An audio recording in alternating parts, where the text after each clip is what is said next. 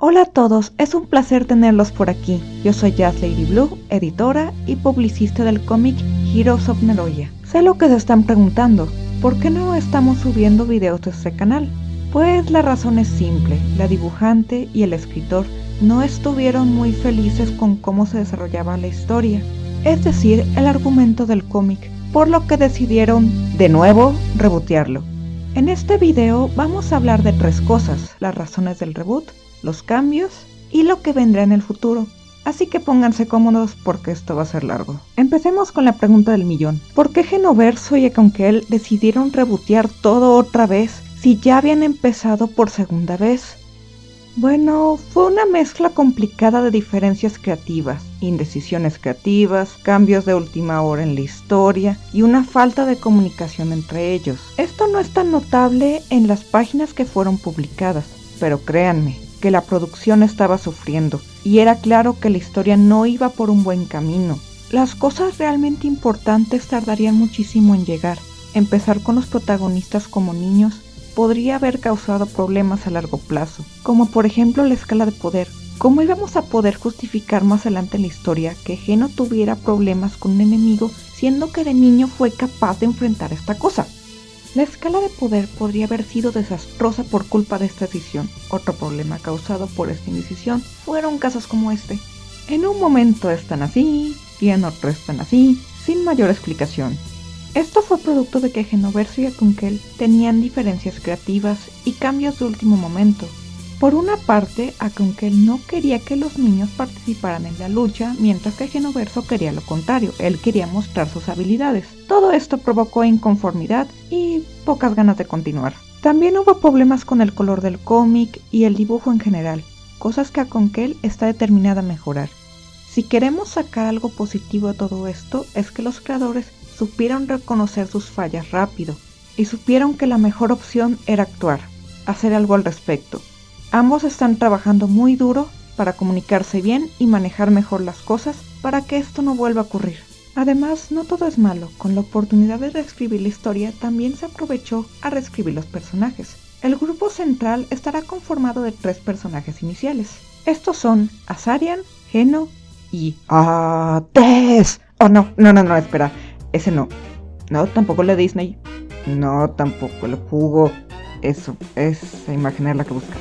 Pero no se preocupen, Slash, Nirvana y otros personajes que salieron antes igual serán parte de la historia. Se decidió incluir a Hades por varias razones, más que nada relaciones con la trama y cuestiones que si las digo serían spoilers, así que no las diré ahora. Recuerden, un spoiler puede romper la realidad como la conocemos, pero no es un spoiler cuando es obvio. Las otras razones son 2. Para empezar, ella es Econquel, familia que comparte el nombre con la dibujante. De hecho, el nombre fue creado para ellos, y que la dibujante no podía esperar para mostrar. La otra razón es que tanto Genoverso como Econquel realmente querían mostrar este personaje por ser una favorita de ambos. También se hicieron cambios mayores en la historia y en el diseño de Azarian, que pasó de esto a esto. Algo curioso sobre su rediseño es que la paleta de colores había sido un experimento de Econquel, con la posible idea de que Azarian tuviese una gemela llamada Anya. La idea fue descartada al no saber cómo implementarla en la historia, pero la paleta de colores fue utilizada en Asa. Sus demás cambios son a nivel de historia y parte del capítulo 1 se centrará en ello, no se preocupen. Geno por su parte no tiene muchos cambios físicos, más allá de algunos ajustes en su cabello y marcas en sus ojos. Los demás cambios son de a nivel de historia y por lo tanto territorio spoilers, así que no podemos decir nada. Respecto a Hades, por desgracia no salió en la versión anterior, pero aún así su diseño fue refinado un poco de esto a esto.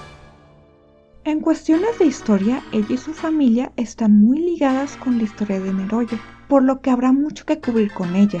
La historia del cómic en sí ha cambiado mucho, pero su foco central es mucho más del gusto de los creadores, tocando conceptos y temas que ambos querían mostrar desde un inicio, pero que en la versión anterior habrían tardado muchísimo para poder mostrar. No podemos hablar demasiado sobre los villanos aún, pero las motivaciones de los diferentes villanos principales han sido ajustadas y pulidas, dando espacio para villanos menores e interesantes en el camino. Tenemos Heroes of Neroya para rato, Hay muchas cosas que queremos mostrar, pero todo será a su debido tiempo. Como habrán notado, pusimos los videos de los árboles genealógicos en privado.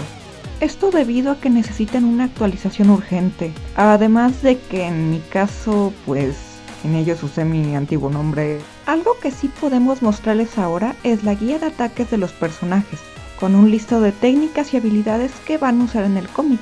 Aquí hay una pequeña muestra de lo que estoy hablando. Esto sería todo por hoy. Recuerden apoyar este video con un like y compartirlo con sus amigos. Eso ayuda mucho a este proyecto.